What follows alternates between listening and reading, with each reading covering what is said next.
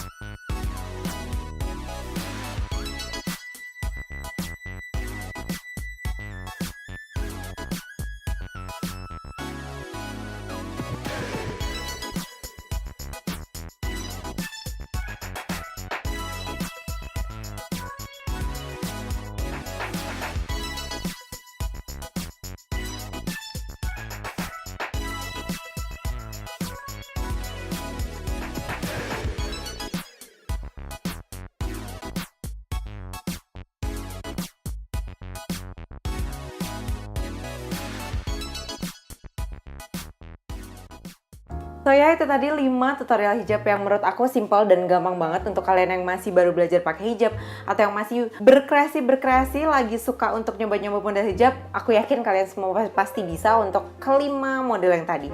So ya udah, segitu dulu tutorial dari aku. Semoga kalian suka. Semoga salah satunya aja dari 5 itu ada yang kalian suka. Kalau emang kalian suka, jangan lupa give me thumbs up, kasih aku likes-nya, dan juga komen di bawah kalau kalian mau aku bikin tutorial hijab yang lain. Dan juga subscribe to my channel biar gak ketinggalan tiap aku bikin giveaway dan juga tiap aku upload video baru, dan juga selama itu gratis. So, thank you so much for watching. See you on my next video. Bye guys!